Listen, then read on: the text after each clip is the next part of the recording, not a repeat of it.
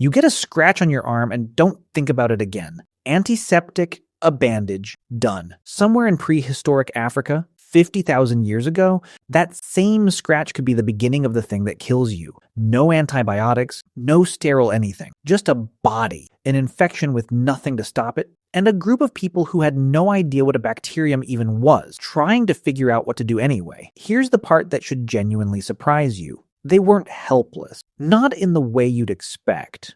Ancient humans didn't understand disease the way we do now. But the archaeological and anthropological record shows something researchers didn't expect to find. A genuine body of accumulated medical knowledge, refined over tens of thousands of years, built entirely through trial, observation, and the brutal cost of getting it wrong. Start with the plant, because that's where most of it began. At Shanidar Cave in Iraq, a Neanderthal burial roughly 60,000 years old contained pollen from yarrow, groundsel, and other plants still used in traditional medicine today. All species with genuine documented anti-inflammatory or antimicrobial properties. For decades, researchers debated whether this was deliberate, whether someone had actually gathered these plants and placed them there on purpose, or whether the pollen simply blew in. But newer analysis of the pollen clusters, combined with similar finds at other Neanderthal sites, has pushed many researchers toward the same conclusion. This wasn't random. Someone understood at some level that specific plants did specific things to a body. That understanding didn't come from nowhere. It came from an enormous, silent, multi-generational experiment that never had a name and never had a lab. Think about what it actually takes to learn that willow bark reduces pain and fever. Someone has to be sick. Someone has to try chewing on it, maybe out of desperation, maybe because they'd seen an animal do something similar. It has to work, or at least seem to work. Someone else has to notice. And then that knowledge has to survive being passed from one person to the next correctly for generations, with no writing system to catch it if it slipped. Willow bark contains salicin, the direct chemical ancestor of aspirin. Modern chemistry didn't invent that relationship. It confirmed one that traditional medicine had already been using for thousands of years across completely unconnected cultures. Ancient Egypt, ancient Greece, and multiple indigenous cultures across North America, all independently arriving at the same plant for the same purpose. That kind of convergence across cultures with zero contact is exactly the pattern researchers look for as evidence that something isn't superstition. It's evidence that people were running the same experiment over and over in different corners of the world and getting the same result. But here's where it gets genuinely uncomfortable to think about. For every plant that worked, there had to be others that didn't. Others that made things worse, others that killed the person testing them. Nobody wrote that down either, because nobody could. The successes survived because they got passed on. The failures simply vanished, along with the person who tried them. Every piece of ancient herbal knowledge that made it to us is standing on top of a much larger invisible pile of people who tested something that didn't work. Which brings up something researchers have started taking seriously only in the last few decades. The idea that ancient humans didn't just treat sickness after it happened.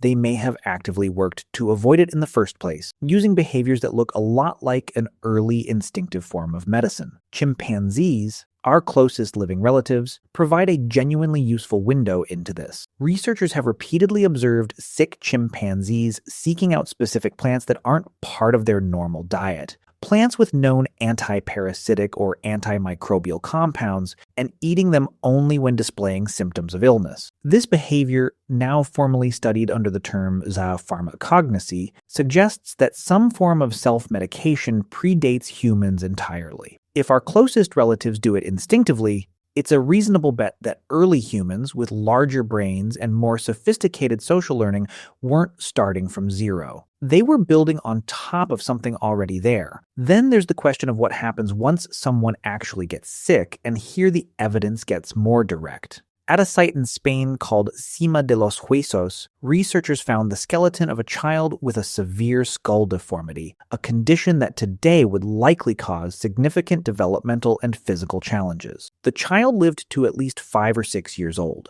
In the harsh calculus of prehistoric survival, a child who couldn't fully contribute to the group's physical labor still received food, protection, and care for years. That's not incidental. That's a decision repeated daily by an entire community. Similar evidence shows up again and again across the archaeological record. Skeletons with healed fractures so severe the individual would have been unable to walk or hunt for months. Evidence of elderly individuals who had lost most or all of their teeth, meaning someone had to be softening or pre-chewing their food for them, possibly for years. A Neanderthal skeleton from Shanidar Cave, the same site with the flower burial, belonged to a man who was blind in one eye, had a withered arm, and showed evidence of healed leg injuries, conditions that would have made him almost entirely dependent on others for basic survival. And yet he lived for years after those injuries, well into what would have been considered old age for his time. This pattern matters more than it might seem to at first. In a world with no surplus, no stored wealth, and constant pressure just to find enough calories to survive the week, caring for someone who couldn't contribute was expensive in the most literal sense. It meant less food for everyone else, fewer resources during hard seasons, real risk. And groups did it anyway, repeatedly, across entirely different time periods and entirely different regions. Wound treatment shows a similar pattern of quiet sophistication. Researchers examining skeletal remains have found evidence consistent with deliberate wound cleaning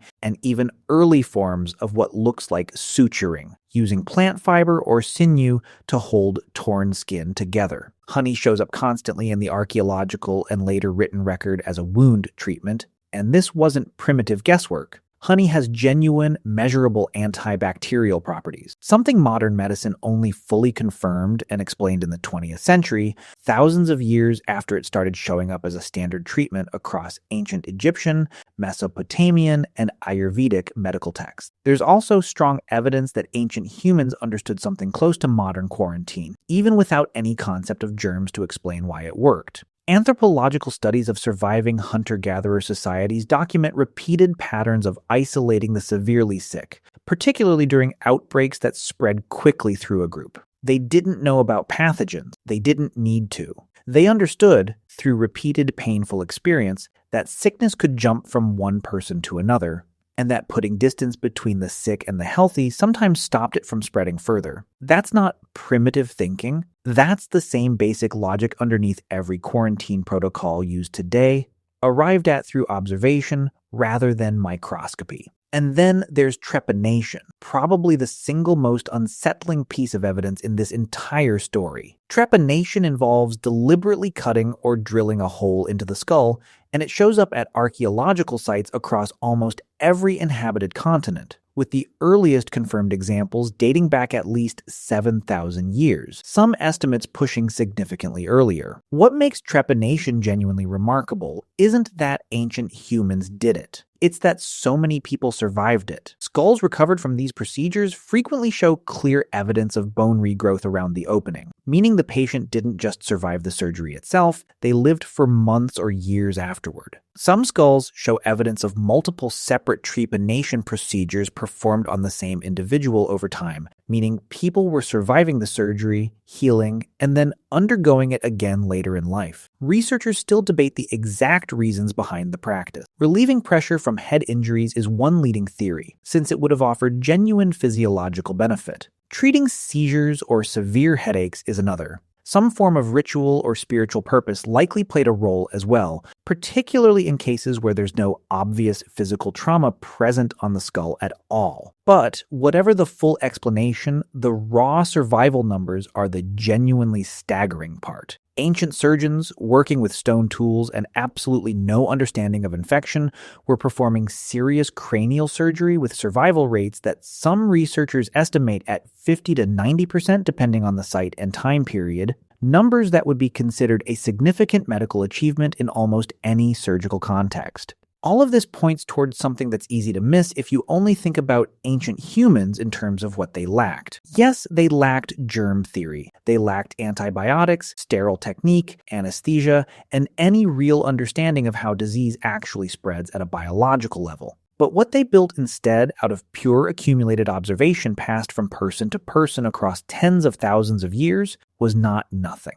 It was a genuine, functioning medical system, built entirely on pattern recognition, painful trial and error, and the willingness to keep trying even when the cost of failure was often another life lost. Every plant that worked had to be discovered by someone willing to test it first, often on themselves. Every wound treatment had to be refined across generations of watching what actually helped and what only made things worse. Every decision to care for someone who couldn't contribute anymore had to be made again and again at real cost by people who had every practical reason to walk away and chose not to. You live in a world where a scratch is nothing, where infection is a minor inconvenience treated in an afternoon, and where the vast majority of what once killed people quietly and constantly has been almost entirely erased from daily experience. That world exists because somewhere behind you, going back further than anyone can really picture, people were testing plants they didn't understand, treating wounds they couldn't fully explain, and caring for the sick and injured at real cost to themselves, one uncertain decision at a time for a very, very long time before any of it had a name.